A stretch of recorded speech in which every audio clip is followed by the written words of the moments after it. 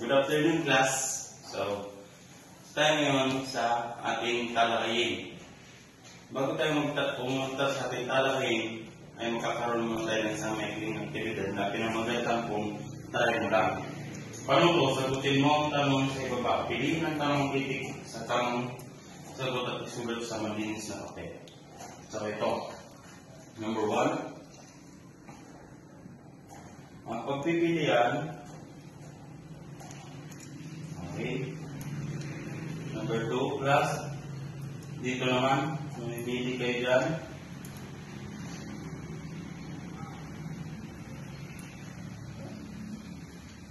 Mamili kayo dito, class. Okay, number 3, mamili kayo ulit. And number 4, iyan kayo ang pagpipilian sagot. At number 5, mamimili kayo ulit dito. Okay, that's a class. Basta sa ating aktibidad na ginawa, class, meron na ba kayong na iisip na anong ating tatalakayin ngayong araw? Tama, magaling. Ito ay patungkol sa interaksyon ng demand at supply. Ano nga ba ang demand at supply? Ang demand ay tumutukoy sa dami ng produkto o serbisyo na gustong bilihin ng mamimili sa isang partikular na presyo at panahon. So, ang demand naman, class, ay ito yung mga gustong bilihin natin mga Pilipino. Mga tayo mga mamimili. Tayo yung mga partikular na namimili. So, supply naman. Ang supply naman ay tumutukoy sa dami ng produkto o serbisyo na handa at maaaring ibenta ng mga producer sa isang partikular na presyo at panahon. So, itong supply naman, guys, ito yung mga kailangan nating mamimili na binibili natin kung saan-saan, supermarkets, palengke, kung saan-saan man. So, dito naman tayo sa equilibrium. Ang pamilihan ay isang kaayusan kung saan kita ang organisadong transaksyon sa pagitan ng mamimili at nagbibenta. So, dito, guys, itong equilibrium ay ito yung pagitan ng mamimili at nagbibenta. So, halimbawa, class, ako ay mamimili. At yung ito naman ay siya yung nagbibenta. So, magtatawaran kami. Yan, magtutok kami. Usap-usap yun, about the presyo. Okay. Hanggang sa mapunta kami sa magiging presyo. So, ang napagkasundang presyo ay tinatawag na equilibrium presyo.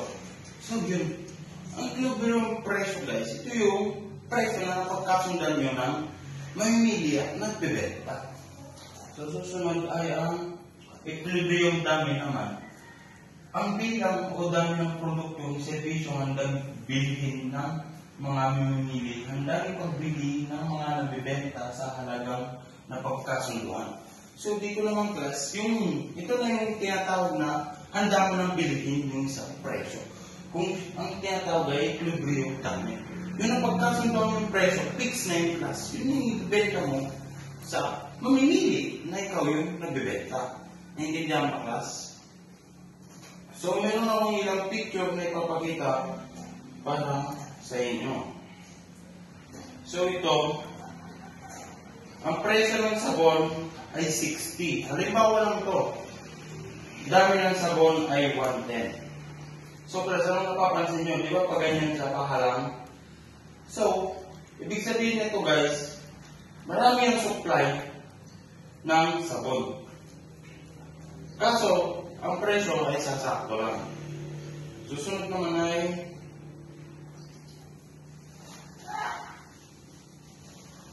presyo ng sabon pa rin. Ganun pa rin, class.